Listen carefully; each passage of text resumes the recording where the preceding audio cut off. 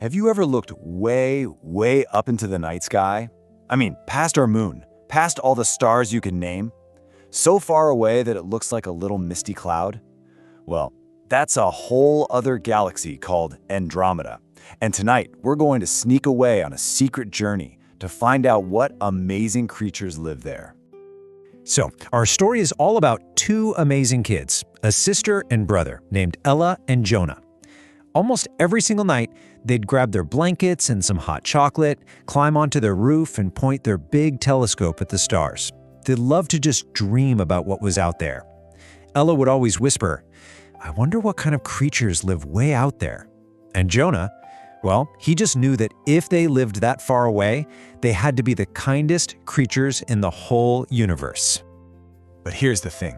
What they didn't know was that while they were watching the stars, something was watching them right back. And on one very special, super quiet night, a night where it felt like the whole world was listening, the stars decided it was time to send them an invitation. It all started with this tiny humming sound, almost like a little whisper in the air. And then, you won't believe this, their telescopes started to glow, a soft, gentle purple light. The humming got a little louder, and it turned into the most beautiful song they had ever heard. And while they were just staring in amazement, a warm purple ribbon made of pure starlight floated down and wrapped around them, just like a soft, cozy hug. And that ribbon of starlight, it lifted them up, right off the roof. The whole world below just zoomed away into streaks of color. And then, with a tiny little pop, they landed super softly in a field where the grass sparkled like silver, all under a sky that was swirling with purple and blue. They had made it. This was it, the Andromeda Galaxy. It was more incredible than they ever could have dreamed. And now? Well, now they were finally going to meet the creatures who called this place home. Suddenly, a voice as gentle as the night sky whispered, "Welcome." And standing right there was, well, she wasn't a person. She was made of shimmering, dancing threads of light. She told them her name was Lyria, and that the galaxy had heard their curious questions all the way from Earth. Their wondering hearts had been like a call, and Andromeda answered with a song. As Lyria showed them around, they saw these tiny, floating lights dancing all around them. They had little wings that looked just like flower petals. Lyria smiled and said these were the Lumelets, the children of the stars. And that beautiful song Ella and Jonah heard, that was them. It's their singing that keeps the entire galaxy glowing and full of life. Then Lyria took them to see something impossible, a giant, glowing lake that shimmered with gold and purple. This, she said, is the Song Lake. As the Lumelets sang, the lake would ripple with colors, and these beautiful shapes of light would dance up into the sky. It was amazing. It was like they could actually see the music. But then, something changed. Lyria's bright shimmer seemed to get a little dimmer, a little sad. She explained that even in a place this magical, something was going wrong.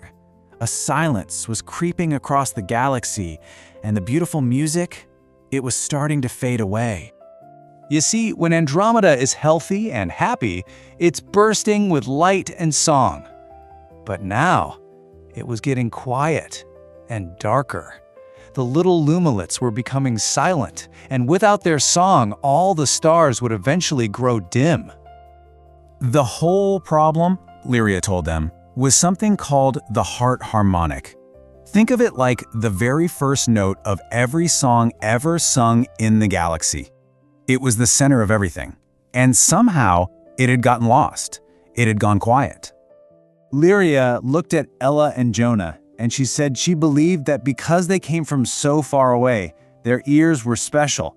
They could still hear things that everyone in Andromeda couldn't anymore. They were the only ones who could find the lost song and bring the music back. Wow, a whole galaxy needed them. Can you imagine how that would feel? It was a really big and honestly a kind of scary thought. But Ella and Jonah, they just looked at each other, took a deep breath, and knew they had to be brave. So they came up with a plan. Lyria led them through a canyon made of giant, glowing crystals until they reached a small, quiet pool of water. This is where the heart harmonic was hiding.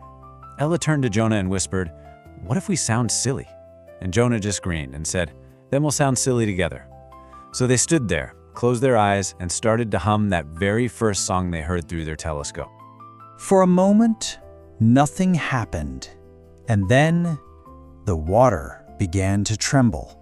A little glow started to rise from the very center of the pool, and out floated a tiny little creature shaped just like a musical note. It was the heart harmonic. But it was so small, and it looked scared, and it was humming a tiny, broken little song. Ella didn't try to grab it. She just knelt down and whispered, "It's okay. We heard your song. We came to help you." The little creature floated a little closer, and when Jonah gently held out his hand, it rested right in his palm. And suddenly, it wasn't scared at all.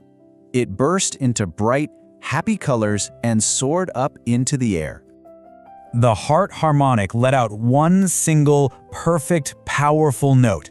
Just one, but that sound echoed all through the canyon. It woke up the song lake, which exploded in color, and every single lumelet in the whole galaxy burst into the happiest song you can possibly imagine.